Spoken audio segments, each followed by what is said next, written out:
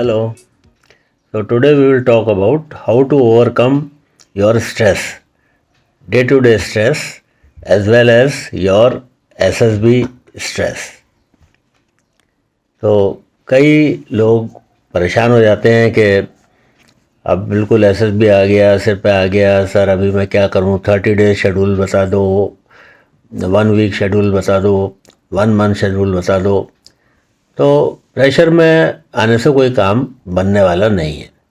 देखो, सबसे पहली बात तो जो आपको प्रिपरेशन करनी है, यू नो कि अभी मेरा SSB कितने महीने के बाद आएगा।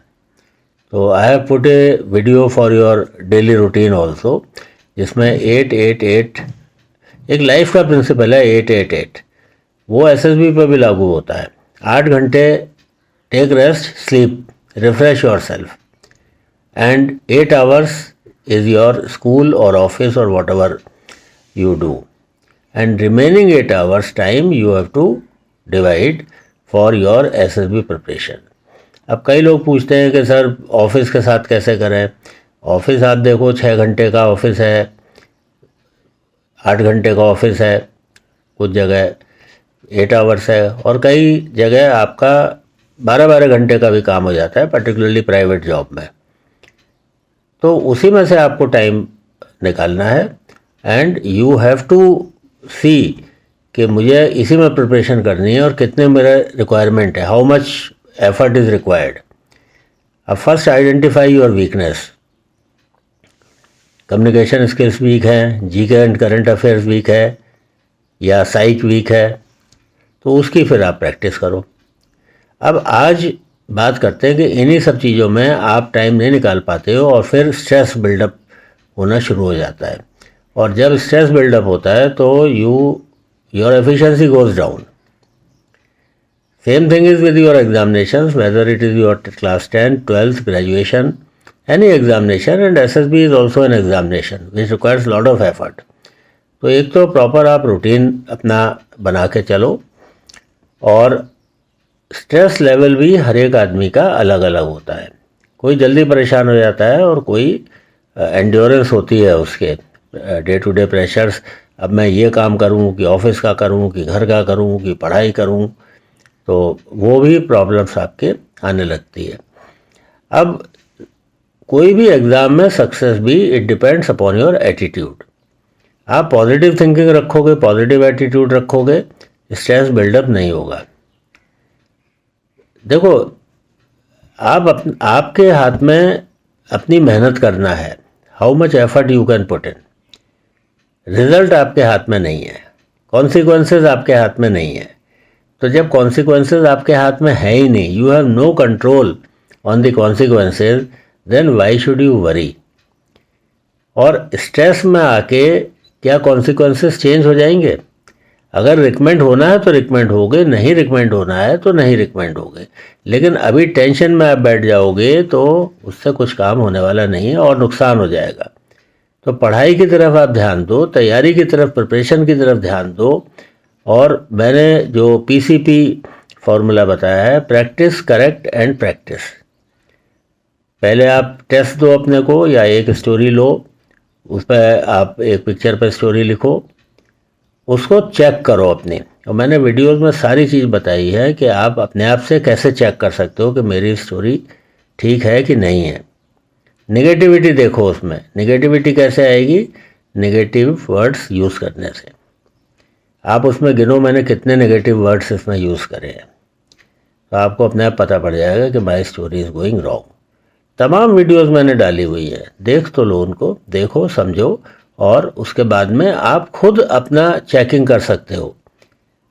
तो practice, correct and then again practice. अब जब वीकनेस, गलती, कमी आपने आइडेंटिफाई कर ली, तो उसको फिर करेक्ट करके उसी स्टोरी को दोबारा लिखो। तो धीरे धीरे, slowly, gradually you move ahead, and don't overburden yourself कि आज मैं सारी की सारी स्टोरीज ठीक कर दूंगा या सारे के सारे WATs ठीक कर दूंगा। That may not be possible, it may be very difficult. उसके बाद में कई लोगों को स्ट्रेस हो जाता है चेंजेस की वजह से। आपकी उसी बीच में पोस्टिंग आ गई, आपका सेक्शन चेंज हो गया, आपका डिपार्टमेंट चेंज हो गया, आपकी जॉब चेंज हो गई, आपकी प्लेस ऑफ वर्क चेंज हो गई, ट्रांसफ़र हो गया। और घर के अंदर भी आप अपने चेंजेस मत करिए, मिनिमाइज़ कर दीजिए चेंजेस को।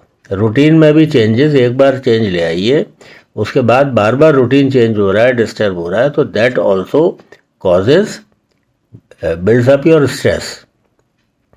और प्लेजेंट एंड फन एक्टिविटीज़ भी करिए। तो आप कहोगे सर यहाँ तो पहले ही से मरे हुए हैं, तैयारी करते करते थके हुए हैं, आप प्लेजेंट और फन एक्टिविटीज़ की बात कर रहे हो। उसी में टाइम निकालिए, जो भी अच्छा लगता है आपको, हॉबीज़ अपनी आप करके आओ। अगर आपको घूमना अच्छा लगता है, घूम के आओ, वॉक करके आओ। और स्ट्रेस को किल करने के लिए आउटडोर और एक्सरसाइज बहुत इम्पॉर्टेंट है। आउटडोर एक्टिविटीज़ करो, आप बाहर निकल के आओ, घूम के आओ, पार्क में घूम के आओ, टाइम अपना डिवाइड कर लो। ओके। और कई बार ऐसा होता है कि आपको पता भी नहीं पड़ता कि मुझे स्ट्रेस है, मैं परेशान हो रहा हूँ, चिड़चिड़ा हो गया, आप कोई और बात होगी, तो आपका स्ट्रेस दूसरों को ज़्यादा विजिबल होता है। बिहेवियरल चेंजेस आपके बिहेवियर में चेंजेस आ जाते हैं, स्लीप डिस्टर्बेंस हो जाता है, भूख लगनी कम हो जाती है, सर्दी जुकाम हो गया, कोई और बीमारी हो गई, सिर दर्द हो गया, माइग्रेन हो गया, बैकएक हो गया, आलस आपको आ रहा है। तो ये सारी चीज़ें जो हैं ये सिम्टम्स स्ट्रेस के ही हैं। आपको घबराहट होने लगेगी, फियरफुलनेस, किसी काम में मन नहीं लगेगा सॉरी। तो इरिटेबिलिटी, फ्रस्ट्रेशन, एग्रेशन, ये सारे चीज़ें सिम्टम्स हैं आपके के स्ट्रेस है आपको। और स्ट्रेस को कंट्रोल हमें करना है, और उसके लिए और भी बहुत सारे पर्सनल रिलेशनशिप इश्यूज़ की वजह से ब्रेकअप हो गया मेरा, मेरी गर्लफ्रेंड ने ये बोल दिया, मेरे बॉयफ्रेंड ने ये बोल दिया, वो भी रीज़न्स होते हैं। और एक तरफ तो आपका अपना स्टडीज़ का प्रिपरेशन का प्रेशर बिल्डअप हो रहा है, और एक तरफ एक्सटर्नल फैक्टर्स हैं, टीचर ने कुछ बोल दिया, टीचर ने डांट दिया, पेरेंट्स ने डांट दिया, ठीक है, तो ये भी सारे होते हैं। तो एक हिडन फियर होता है ऑफ फेलियर, मेरा पेपर बहुत ख़राब हो गया, मेरे प्रैक्टिकल में मार्क्स अच्छे नहीं मिलेंगे, teacher is not happy with me, my boss is not happy with me, boss की एक्सपेक्टेशंस बहुत ज़्यादा है, I am not able to meet the expectations. तो सभी के साथ स्ट्रेस है। It's not only students, it is those people who are employed, they also have stress. अब करना क्या है स्ट्रेस के लिए? अगर आप स्टूडेंट हैं, स्टडीज़ में focus at one thing at A time. Office गोअर हैं, आप अपने काम को प्लान कर लीजिए पूरे दिन भर का कि मुझे ये काम करना है और इस काम में इतना टाइम आपका लग सकता है। And expect extra work also. तो कोई चीज़ कल पर मत छोड़िए, आज फिनिश करिए और खुशी खुशी करिए, ठीक है। पॉजिटिव एटीट्यूड रखिए। कोई लोग आपको परेशान करने के लिए आपको काम नहीं दे रहे हैं, क्योंकि काम आप अच्छा करते हो इसलिए आपको काम दे रहे हैं। तो ये पॉजिटिव आप फीलिंग मन में लेके चलिए, because I am a good performer, तो that's why everyone gives me the work. और जिसको कोई काम नहीं देता है, खाली बैठा है, he is not happy, he is also not happy. सब वो आपसे ज़्यादा दुखी है, बिकॉज उसकी कोई वैल्यू ही नहीं है, no one takes him seriously. तो काम मिल रहा है तो इसको आप खुश होइए, इसकी वजह से स्ट्रेस मत क्रिएट करिए।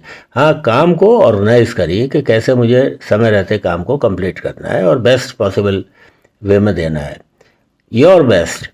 No one is perfect, you must have this feeling that I did my best. और अगर कुछ और लर्निंग एक्सपीरियंस है, सीखने को मिलता है, यू कैन लर्न ऑल्सो। अब स्ट्रेस को हम कंट्रोल कैसे करें? और प्रिपरेशन, स्ट्रेस जब आपका कंट्रोल होगा तो your preparation level will, your efficiency will increase. Work में भी, ऑफिस में भी एफिशिएंसी, और यहाँ पर परफॉर्मेंस में भी। तो प्रिपरेशन पार्ट आपका एक अलग पार्ट है, लेकिन अगर स्ट्रेस के साथ प्रिपरेशन करोगे तो रिज़ल्ट और ख़राब होगा, ख़राब ही होगा रिज़ल्ट। तो चेयरफुल रह के आप करो, हल्का खाना खाओ, बहुत ज़्यादा हैवी फूड अवॉइड कर लो। टी कॉफ़ी जो नॉर्मल लेते हो उतनी टी कॉफ़ी लो, बहुत ज़्यादा एक्स्ट्रा क्वांटिटी में टी कॉफ़ी मत बढ़ाओ।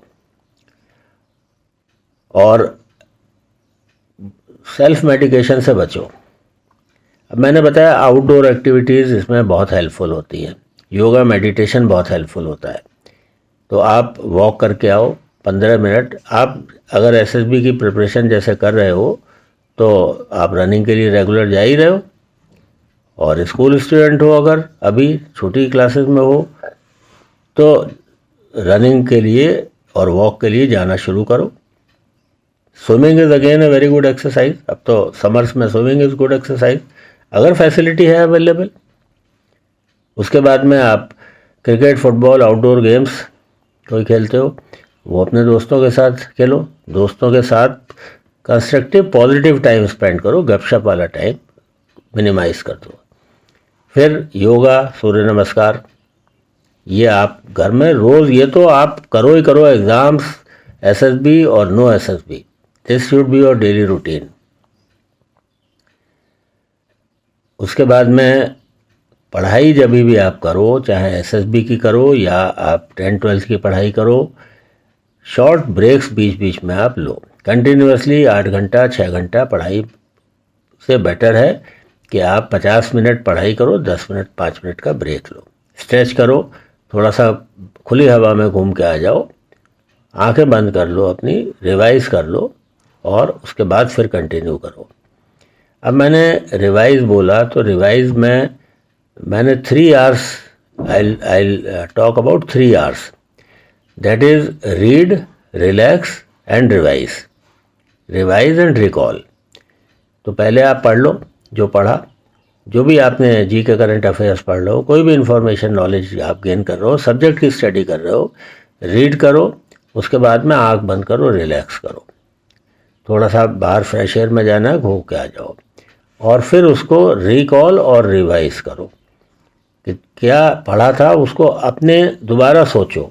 और इसको एक बार नहीं, पहले आप इमीडिएटली 5 मिनट के रेस्ट करने के बाद रिकॉल करो, उसके बाद में 1-2-3 घंटे के बाद रिकॉल करो, और उसके बाद में 24 आवर्स के बाद रिकॉल करो, फिर let us say about a week recall करो। तो इस तरीके के छोटे छोटे कैप्सूल्स आप बना लो कि वो मैंने पढ़ा था, अच्छा चलो आज देखता हूँ मुझे कितना याद है जो पॉइंट्स आपने बनाए थे। ठीक है। और शवासन, प्राणायाम, ये चीज़ें आपको हेल्प करेंगी। अब पढ़ने की प्रिपरेशन की एक जगह फिक्स कर लो आप, ठीक है, और do the difficult task first. उसमें ब्रेन की एनर्जी ज़्यादा लगती है, तो इसलिए जो मुश्किल है उसको पहले आप करो, इजी वाला तो 5 मिनट में हो जाएगा। जो भी काम आप कर रहे हो उसको स्मॉल पार्ट्स में ब्रेक करो। This is Gestalt principle, first in whole, then in parts and then again in whole. उन जो पार्ट्स हैं उनको फिर आप एक बार यूनाइट कर लो। तो आई टेल एवरीवन कि अगर आप कोई भी एक चैप्टर पढ़ रहे हो या कोई आर्टिकल पढ़ रहे हो, जीके का कर रहे हो, जो भी कुछ कर रहे हो, या स्कूल का अपना सब्जेक्ट पढ़ रहे हो, तो एक बार फुल रीडिंग लगा लो उसकी। उसके बाद में उसका एक एक पैराग्राफ को बहुत ध्यान से पढ़ो, और उसके बाद साथ साथ अपने नोट्स बनाते जाओ। और उसके बाद में फिर अगर चाहे ज़रूरत लगती है आपको तो एक क्विक रीडिंग फिर एक कर लो। उससे आपको बहुत अच्छा डीप इम्प्रेशन माइंड में बनेगा।